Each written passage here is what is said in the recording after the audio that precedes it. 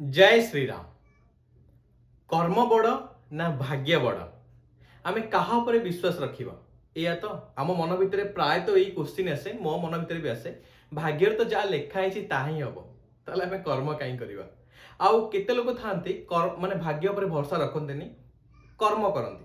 तमे कर्म करि चलो, फल आपा आपे मिले। ताले मु आज तुमको जहाँ कहबी ना लॉजिकल कथा कहबी, किछि याड छोड फोपड़ा कथा कहबीनी कि जोटा कि लॉजिक अछि कथारे सेही कथा ही तुमको कहबी। जोटा मु पर्सनली फील करे, तारी विषय में आज तुम सहित डिस्कसन करी। कर्म को लेकिन चलवा ना भाग्य पर डिपेंडेंट हवा। आ सतरे भाग्य बोली एमती किसी जिनस अच्छे कि आदि भी अच्छी आम से भाग्य को किपर बदल पार, यही किछिटा जिनस आम आज कथा हवा। मु तुमको सिंपल एग्जांपल देकी बुझाऊँ, लेट्स एग्जांपल भगवान कहले सपोज मोर भगवान भाग्य तैयारी कले, कहले तो भाग्यटा भुवनेश्वर थुआई माने भुवनेश्वर जब मुझे पहुंची जी मो जीवन में सफलता पाई। भाभी दियो भुवनेश्वर है मो सक्सेस पाइबार गोटे बाट, माने भुवनेश्वर मो भाग्यटा को भगवान रखिंट, मत केवल ता पाखे पहुंचबार अच्छी। मु कटक अच्छी, मो भाग्य कौटे अच्छी भुवनेश्वर।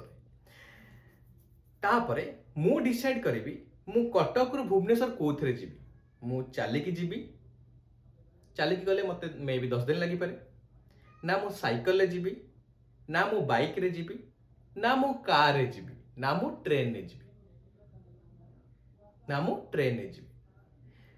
ये जितेटा जिनस मु कहली साइकिल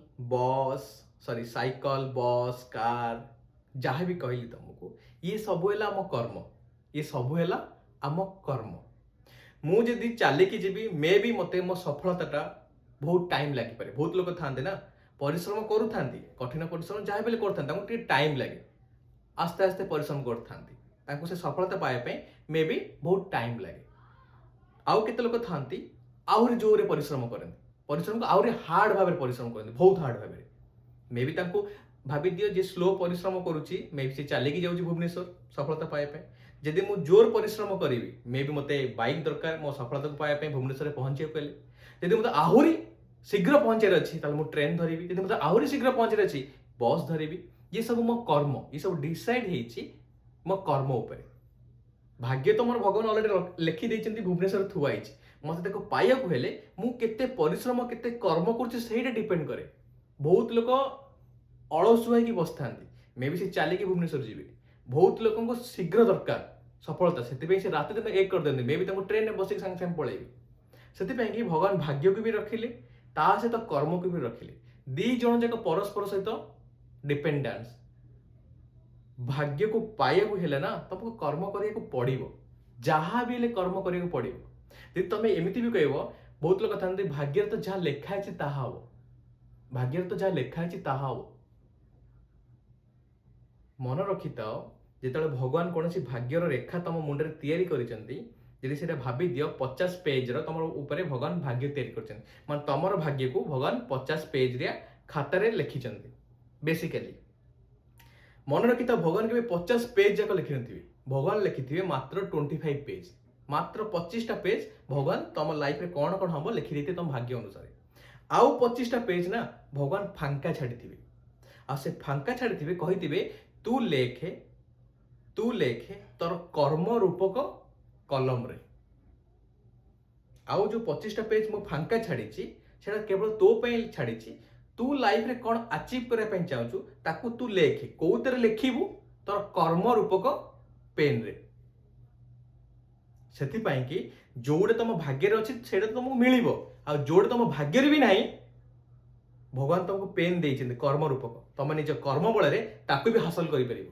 जदि भगवान 25टा पेज रे 50टा रु 25टा पेज रे बहुत खराब भाग्य तुम लिखि देइछन्ते, बहुत लोग कहते मो सहित बहुत खराब होची, मो बेड़ा खराब भाग्य खराब आउ कौन हम ना, मात्र 25 पेज भगवान लिखिं, आउ 25 पेज फांका छाड़ी आ कही तू तो कर्म रूपक पेन रे बस से कर्म को लेखे, तो भाग्य को तो बदला। सेतिपाई कि तमे कर्म करि चलो, आ भगवान तो जहाँ भाग्य लिखे सेटा भी मिलिबो, किंतु ताकू भी पाइया हेले तुमको कर्म करिया पड़िबो, और निज भाग्य को बदलाय पे हेले फिर भी तुमको कर्म करिया पड़िबो। सेतिपाई कि मो भाग्य धर भुवनेश्वर थुआई, ମୋତେ ତାକୁ ପାଇବା ପାଇଁ ଅଛି। ମୁଁ ଡିସାଇଡ୍ କରିବି ମୁଁ କୋଉଥିରେ ଯିବି। ଯଦି ମୁଁ ଚାଲିକି ଗଲି ମେ ବି ମୁଁ ଅଳସୁଆ ହେଇଥାଇପାରେ, ମୋତେ ମୋ ଲକ୍ଷ୍ୟକୁ ପାଇବା ପାଇଁ ଏତେ ବ୍ୟାକୁଳତା ନାହିଁ।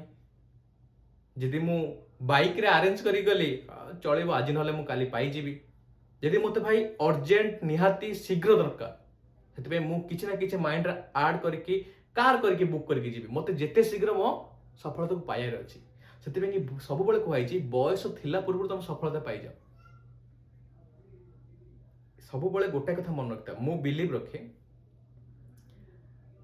ମୋତେ ଯଦି ପଚାରିବ ସାର୍ ଆପଣ କାହା ଉପରେ ବିଲିଭ୍ ରଖିଥାନ୍ତି, ମୁଁ କର୍ମ ଭାଗ୍ୟ ଉପରେ କେବେ ବିଲିଭ୍ ରଖେନି। ମୁଁ କର୍ମ ଆଉ ଭାଗ୍ୟ ନୁହେଁ ଭଗବାନଙ୍କ ଉପରେ ବିଲିଭ୍ ରଖେ। ମୁଁ କର୍ମ କରିଚାଲେ, ନିର୍ଧୁମ ପରିଶ୍ରମ କରିଚାଲେ, ଆଉ ରେଜଲ୍ଟସ୍ ମୋ ଭଗବାନଙ୍କ ଉପରେ ଛାଡ଼ିଦିଏ। ମୋ ପ୍ରଭୁ ଅଛନ୍ତି, ସେ ଯାହା ଦେବେ ସେଇଟା ଗ୍ରହଣୀୟ। ଯଦି ମୋ ସହିତ ଭଲ ହେଉଛି ସେଇଟା ପ୍ରଭୁଙ୍କର ଇଚ୍ଛା, ଯଦି ମୋ ସହିତ ଖରାପ ହେଉଛି ସେଇଟା ବି ପ୍ରଭୁଙ୍କର ଇଚ୍ଛା। କାହିଁକିନା ସେ ଖରାପ ଭିତରେ ମୋର ଭଲ ଅଛି।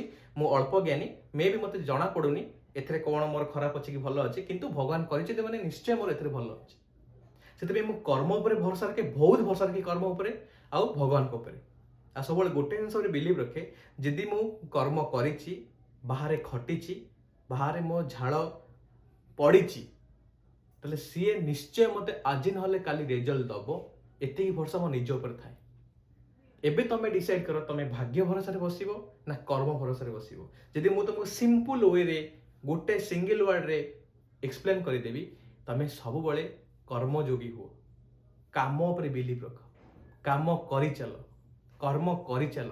ଭାଗ୍ୟରେ ତ ଯାହା ଲେଖା ହେଇଛି ସେଇଟା ମିଳିବ, ଆଉ ଯୋଉଟା ଭାଗ୍ୟରେ ବି ଲେଖା ହେଇନି ତମେ ତମ କର୍ମ ରୂପକ କଲମରେ ବାକି ତମ ନିଜ ରେଷ୍ଟ ଅଫ୍ ଲାଇଫ୍ ଲେଖି ଚାଲିବ। ତମେ ଭଲରେ ବିତେଇବ ନା ଖରାପରେ ବିତେଇବ।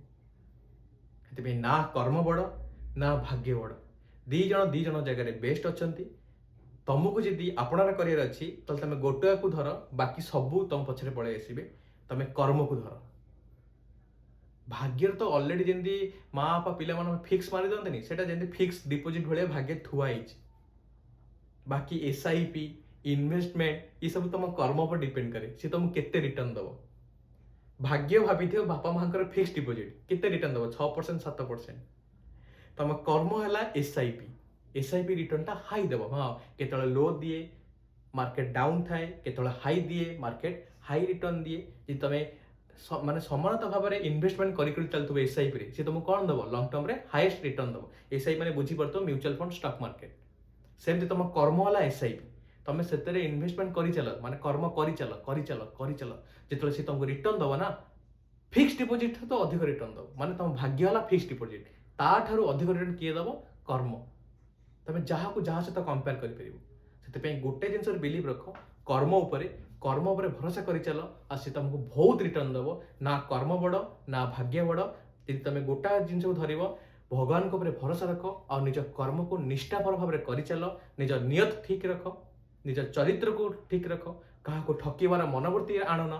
କାହା ସହିତ ଖରାପ ତ କରିବା ଦୂରର କଥା, ଖରାପ ଭାବିବା ବି ତମ ମନ ଭିତରକୁ ନ ଆସୁ। ତାହେଲେ ତମେ ନିଶ୍ଚୟ ଲାଇଫରେ ଜିତିଯିବ। ଆଶା କରୁଛି ବୁଝିପାରୁଥିବ। ଜୟ ଶ୍ରୀରାମ।